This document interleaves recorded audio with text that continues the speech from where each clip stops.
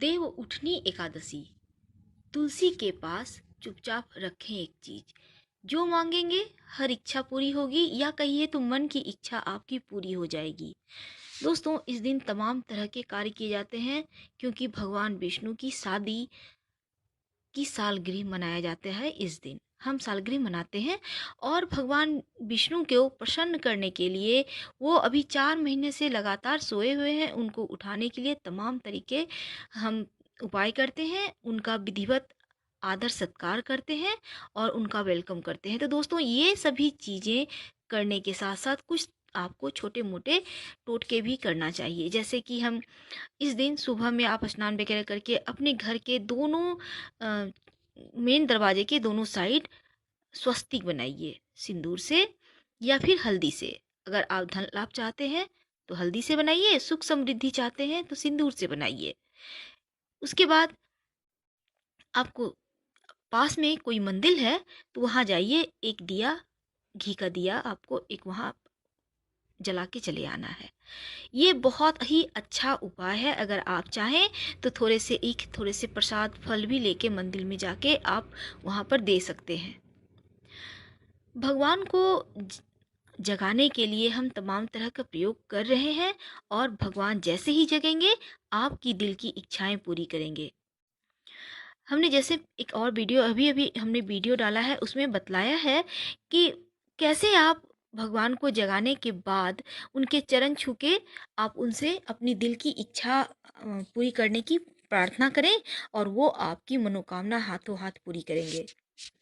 साथ ही आपको कथा भी इस दिन जरूर सुननी चाहिए। कहते हैं कथा सुनने से इस दिन के आधे पुण्य फल आपको मिलते हैं। अगर आपने एकादशी का व्रत किया है तो बहुत अच्छा है। इस दिन फल और जूस पी के रहिए, चाय भी पी सकते हैं, कॉफ़ी भी पी सकते हैं, लेकिन अन्न मत खाइएगा, नमक तो बिल्कुल भी नहीं। अगर आप स्वस्थ नहीं हैं तो फिर आप अन्न खाइए, पर चावल, नमक, लहसुन, प्याज वगैरह मत खाइएगा। दोस्तों, इस दिन सात्विक भोजन जरूर खाना चाहिए क्योंकि इस दिन नॉनवेज खाने से, कहते हैं एकादशी के दिन अगर नॉनवेज खाया जाए तो गुरु कमजोर होता है। जैसे हम बृहस्पतिवार के दिन नहीं खाते हैं, बिल्कुल वैसे ही एकादशी के दिन भी नहीं खाना चाहिए, वरना आपका गुरु दूषित हो जाएगा। और गुरु हमें हमारे जीवन में धन, लड़कियों के लिए विवाह, संतान, शिक्षा, अच्छी जॉब, सब कुछ देते हैं। तो इन सभी चीज़ों से अगर आपको लाभ चाहिए, आप चाहते हैं सब कुछ अच्छे से हो, तो फिर आप इस दिन मत खाइएगा। एकादशी के दिन वैसे तो बैगन, मसूर की दाल, मूली वगैरह भी नहीं खानी चाहिए। हाँ, तो दोस्तों, हम बात कर रहे हैं कि इस दिन आपको एक प्रयोग करना है। तुलसी के नीचे आपको एक, सबसे पहले तो शालिग्राम भगवान की स्थापना जरूर कीजिए तुलसी के नीचे। अगर आपके घर में पहले से है तो कोई बात नहीं, इस दिन अच्छे से साफ कीजिए और पीला कपड़ा उन्हें वस्त्र अर्पित कीजिए। और रात में आपको अपने सुखद वैवाहिक जीवन के लिए या शीघ्र शादी के लिए तमाम उपाय भी आपको करने चाहिए। हमने वीडियो में अभी भी डाला है, आप देख लें। रात में आपको 2 कपड़े उन्हें अर्पित करने हैं, एक तुलसी माँ को रेड कलर का, और शालिग्राम भगवान, या फिर नहीं है शालिग्राम भगवान तो विष्णु जी की तस्वीर रख लें, उनको पीले कलर का। दोनों में गांठ लगाइए और ये कपड़ा पूजन के बाद अपने पास सुरक्षित रख लीजिए। इससे आपके वैवाहिक जीवन की तमाम समस्याएं दूर होंगी। दोस्तों, इस दिन तुलसी जी के नीचे दीपक जलाना मत भूलिएगा, घी का दीपक जलाना है आपको। और इस दिन अपने घर के पास के मंदिर में एक दीपक जलाइएगा, अपने छत पे एक दीपक जलाइए, ताकि जैसे हम अपने दीपावली मनाते हैं बिल्कुल वैसे ही देवों की भी दीपावली मनानी है। आप चाहें तो सरसों के तेल का भी जला सकते हैं और उसमें 2 लौंग डालना मत भूलिएगा। पौराणिक कथा। एक बार माता लक्ष्मी भगवान विष्णु से पूछती हैं, स्वामी, आप या तो रात दिन जगते ही हैं या फिर लाखों करोड़ों वर्ष तक योग निद्रा में ही रहते हैं। आपके ऐसा करने से संसार के समस्त प्राणी इस दौरान कई परेशानियों का सामना करते हैं। इसलिए आपसे अनुरोध है कि आप नियम से प्रतिवर्ष निद्रा लिया करें। इससे मुझे भी कुछ समय विश्राम करने का समय मिल जाएगा। लक्ष्मी जी की बात सुनकर नारायण मुस्कुराते हैं और कहते हैं, देवी, तुमने ठीक कहा। मेरे जागने से सब देवों और खासकर तुमको कष्ट होता है। तुम्हें मेरी वजह से जरा भी अवकाश नहीं मिलता, अतः तुम्हारे कथनानुसार आज से मैं प्रतिवर्ष 4 माह वर्षा ऋतु में शयन किया करूँगा और मेरी यह निद्रा अल्प निद्रा और प्रलयकालीन महानिद्रा कहलाएगी। मेरी यह अल्प निद्रा मेरे भक्तों के लिए परम मंगलकारी होगी और इस काल में जो भी मेरे भक्त मेरे शयन की भावना कर मेरी सेवा करेंगे और शयन और उत्थान के उत्सव को आनंद पूर्वक आयोजित करेंगे, उनके घर मैं आपके साथ निवास करूंगा। एक दूसरी कहानी आती है। एक राजा के राज्य में सभी लोग एकादशी का व्रत रखते थे। प्रजा और नौकर चाकरों से लेकर पशु तक को एकादशी के दिन अन्न नहीं दिया जाता था। एक दिन दूसरे राज्य का एक व्यक्ति राजा के पास आकर कहता है, महाराज कृपा करके मुझे नौकरी पर रख लें।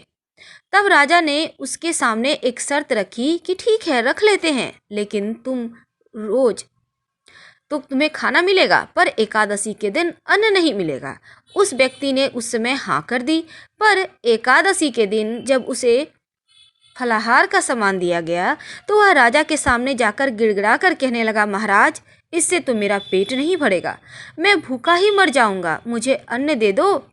राजा ने उसे शर्त की बात याद दिलाई, पर वह अन्न छोड़ने को राजी नहीं हुआ। तब राजा ने उसे आटा, दाल, चावल आदि दे दिए।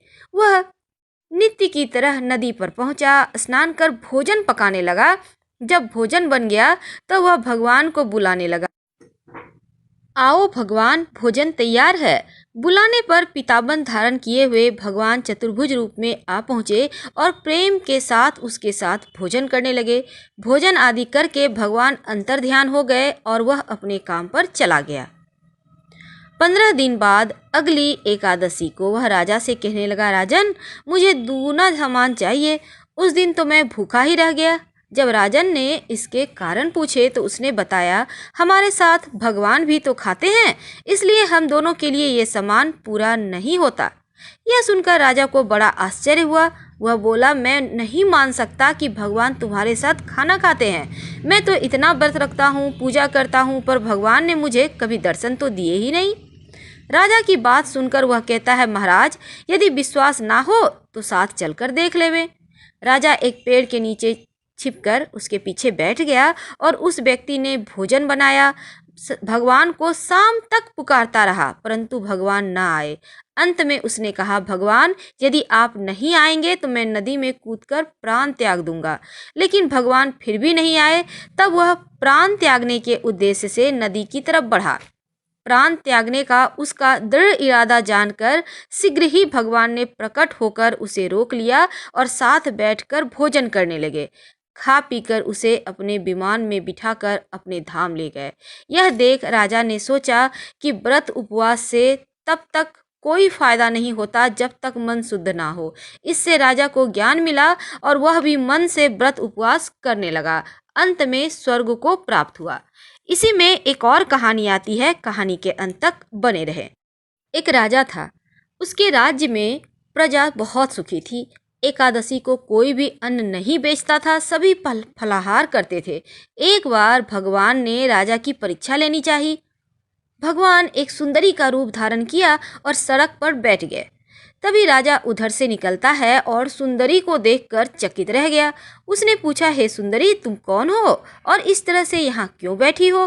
तब उस सुंदर स्त्री बने भगवान कहते हैं, मैं निराश्रिता हूँ, नगर में मेरा कोई जान पहचान का नहीं है, किससे सहायता मांगू? राजा उसके रूप पर मोहित हो गया था। वह बोला, तुम मेरे महल में चलकर मेरी रानी बनकर रहो। सुंदर स्त्री कहती है, मैं तुम्हारी बात तो मानूंगी, पर तुम्हें राज्य का अधिकार मुझे सौंपना होगा। राज्य पर मेरा पूर्ण अधिकार होगा। मैं जो भी बनाऊंगी तुम्हें खाना होगा। राजा उसके रूप पर इतना मोहित था कि उसने कुछ सोचा भी नहीं और उसकी सभी शर्तें जो थी वो स्वीकार कर ली। अगले दिन एकादशी थी। रानी ने हुक्म दिया कि बाजारों में अन्य दिनों की तरह अन्न बेचा जाए। उसने घर में मांस, मछली आदि पकवाए और परोस कर राजा से खाने को कहा। यह देख राजा कहता है, रानी आज एकादशी है, मैं तो केवल फलाहार ही करूँगा। तब रानी ने शर्त की याद दिलाई और कहती है, या तो खाना खाओ, नहीं तो मैं बड़े राजकुमार का सिर काट लूँगी। राजा ने अपनी स्थिति बड़ी रानी से कही तो बड़ी रानी बोली, महाराज धर्म ना छोड़े। बड़े राजकुमार का सिर दे दें। पुत्र तो फिर मिल जाएगा पर धर्म नहीं मिलेगा। इसी दौरान बड़ा राजकुमार खेलकर आ गया। माँ की आंखों में आंसू देखकर वह रोने लगा और कारण पूछने लगा तो माँ ने उसे सारी वस्तु स्थिति बता दी। तब वह कहता है, मैं सिर देने के लिए तैयार हूँ। पिताजी के धर्म की रक्षा होगी, जरूर होगी। राजा दुखी मन से राजकुमार का सिर देने को तैयार हुआ तो रानी के रूप में भगवान विष्णु प्रकट होकर असली बात बताई और कहते हैं, राजन, तुम इस कठिन परीक्षा में पास हुए। भगवान ने प्रसन्न मन से राजा से वर मांगने को कहा। तब राजा कहता है, आपका दिया हुआ हमारे पास सब कुछ है, हमारा उद्धार करें। उसी समय वहां पर एक विमान उतरा। राजा ने अपना राज्य पुत्र को सौंपा और विमान में बैठकर परम धाम को चले गए। हर हर महादेव। फिर मिलेंगे।